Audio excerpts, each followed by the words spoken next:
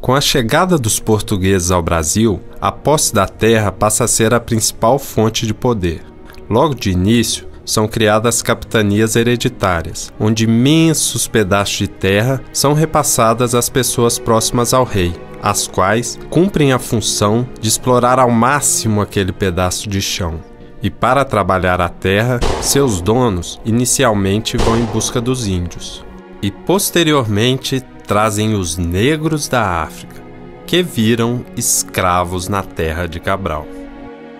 Por muito tempo, o Brasil terá então, de um lado, grandes proprietários de terras e escravos, vivendo uma vida luxuosa, abastada, festiva e requintada. Se alguém almejasse reconhecimento e respeito, era preciso, antes de tudo, ser um senhor de engenho. Já do outro lado, teremos alguns milhões de escravos, trabalhando dia e noite para seus donos, uma rotina estafante, com punições severas nos casos de faltas, produzindo o máximo possível para que outros se beneficiem. Uma vida árdua, difícil, humilhante e sofrida. Ao final, vemos que a terra que enriquece é a mesma que empobrece. E desde então, o Brasil nunca sofreu um processo de redistribuição de terras. Em pleno século XXI, temos uma das mais altas concentrações de terras do mundo. Vejamos 3 diferentes tamanhos de propriedades rurais no Brasil de hoje. A pequena propriedade seria com até 100 hectares. Já a média seria de 100 a 1.000 hectares. E a grande propriedade são aquelas com mais de 1.000 hectares. E quanto cada uma dessas propriedades representa do total de proprietários de terra no Brasil? De acordo com o INCRA, podemos dizer que 86% são constituídos por pequenos proprietários, já os médios são 12%. E os grandes são apenas 1,6% do total. E como fica a distribuição de terras? Vejamos. As propriedades acima de 100 hectares possuem 80% de toda a terra no Brasil, restando para os pequenos proprietários apenas 20%. Parece que de fato pouca coisa mudou no Brasil de hoje. Com tamanha concentração de terras, a geração de conflitos parece ser inevitável. Todo ano são assassinados dezenas de sem-terras. Segundo os dados da Pastoral da Terra, nos últimos 20 anos foram mortos mais de 1.300 trabalhadores rurais, liderança e ativistas ligados a movimentos sociais. Ou seja, a terra continua concentrada, 20 milhões de famílias continuam sem terra para plantar e alguns latifundiários ainda se valem da violência de séculos atrás para terem grandes lucros em suas terras.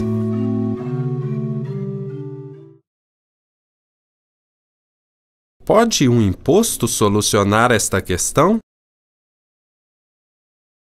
Seria o imposto territorial rural uma solução?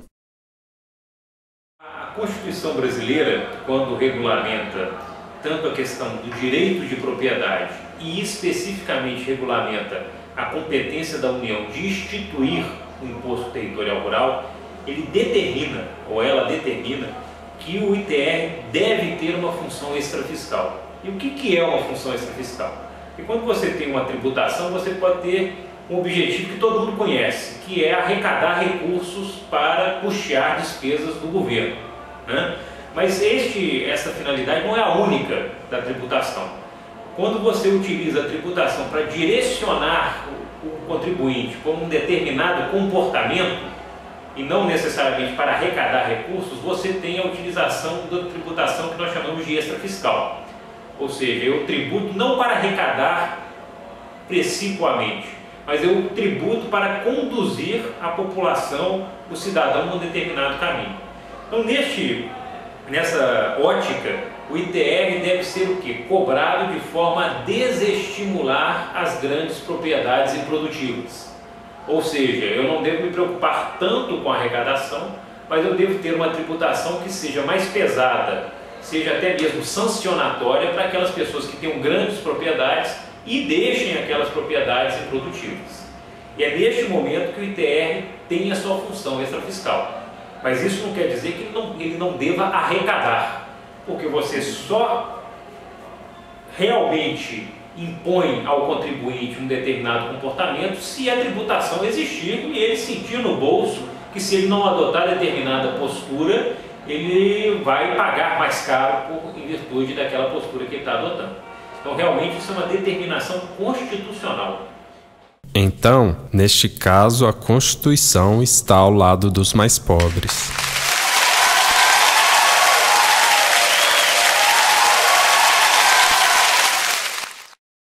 E como funciona o Imposto Territorial Rural? O Imposto Territorial Rural é um imposto interessante no Brasil. A tributação da terra no Brasil sempre sofreu muita resistência, até por um motivo muito simples e muito claro.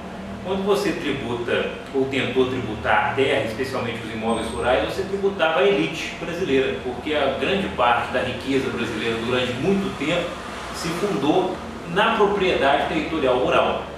Então sempre foi um embate muito grande entre a possibilidade de se tributar a terra, como existe desde sempre, ou pelo menos desde o Império Romano na Europa, e a realidade brasileira, que teve sempre uma estrutura fundiária muito concentrada e ao mesmo tempo uma dificuldade muito grande de se tributar aquelas pessoas que eram proprietárias. E realmente este embate acabou gerando a lei que nós temos hoje, que é a Lei 9393 de 96, que é uma lei bem intencionada, é uma lei que tem alíquotas progressivas em relação ao tamanho do imóvel, ou seja, quanto maior o imóvel, maior a alíquota, e ao mesmo tempo ela tem alíquotas regressivas, ou seja, quanto mais produtivo for o imóvel, menor será a alíquota incidente sobre aquele imóvel. Ou seja, pela Constituição, um pequeno proprietário com posse de até 50 hectares paga quase nada do imposto da terra. Caso ele tenha um elevado grau de produtividade, sua alíquota será de apenas 0,03%. Por outro lado, se quase nada plantar ou criar, a alíquota passa a ser de 1%. Já o grande proprietário deve ter alíquotas maiores. Assim sendo, um proprietário de 5.000 hectares que aproveite mais de 80% da terra deverá pagar uma alíquota de 0,45%. Agora, caso sua terra seja um latifúndio improdutivo, a alíquota chega até a 20%. Se pelas leis o ITR merece aplauso, vejamos como ele se comporta na realidade. Quando questionei alguns pequenos produtores a respeito do ITR, vejam o que me responderam.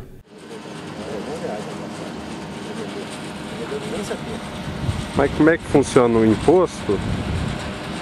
O ITR aqui, ele vem pra gente, né? O governo já manda como que eu vou dizer, o boleto, né? E a gente recolhe através do escritório, direto no banco, né? E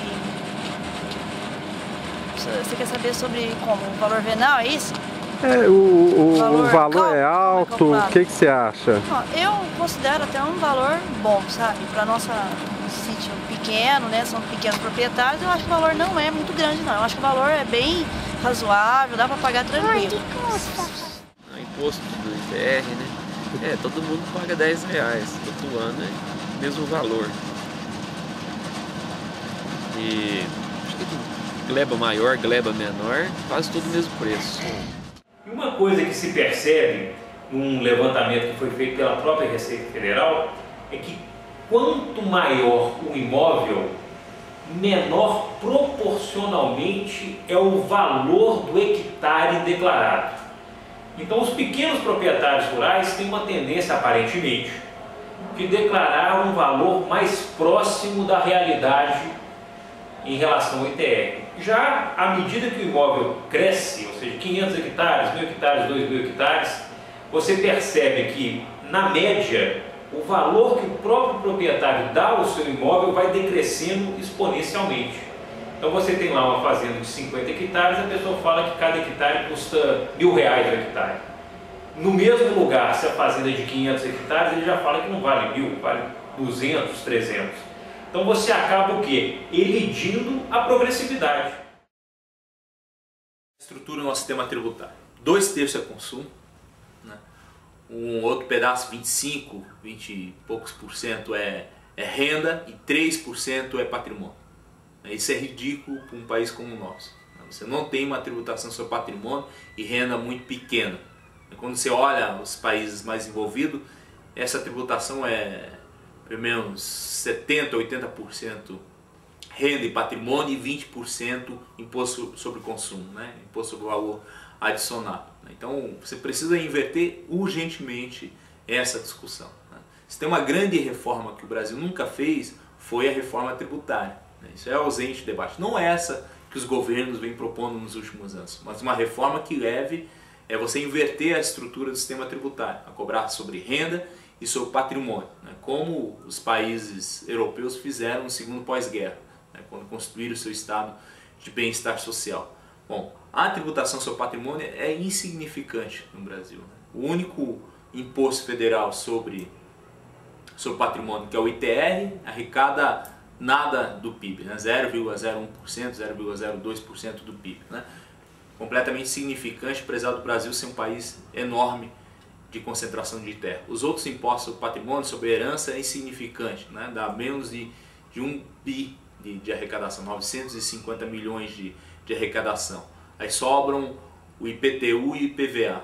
IPVA se cobra aqui no Brasil sobre carro popular, né? Um carro popular paga muito mais IPVA que um carro de luxo. IPTU, né? Os dados do IPEA mostram que em mais de 3 mil municípios o IPTU é regressivo, ou seja, as famílias mais pobres pagam proporcionalmente mais IPTU. Então você precisa rediscutir, né? Pelo menos elevar um patamar de 10%, de 12% do PIB ou da arrecadação, né? Tributo sobre patrimônio. Como é na França, como é nos Estados Unidos, no Canadá, nesses outros países. Beleza. Comparemos alguns dos principais tributos em relação ao Produto Interno Bruto.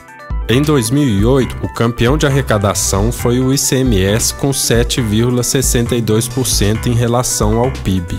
Em segundo, vem o Imposto de Renda com 6,74%. Já bem abaixo, temos o Imposto das Indústrias com 1,34%. O IPVA fica com menos de 1%. E o IPTU vem logo em seguida com 0,43%.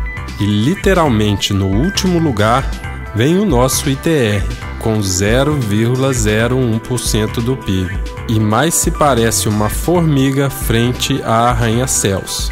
E com isso ganha o troféu de imposto mais ineficaz e irrelevante do Brasil. Essa função do ITR foi aplicada de desapropriação por não pagamento. Com a utilização do ITR, na minha experiência, nos 10 anos, quase 12 na verdade, que eu estou no INCRA, eu nunca vi. Todos os imóveis rurais que eventualmente foram desapropriados pelo INCRA, em momento algum sofreram qualquer tipo de risco de serem expropriados pela Fazenda Nacional em virtude de cobrança de ITR.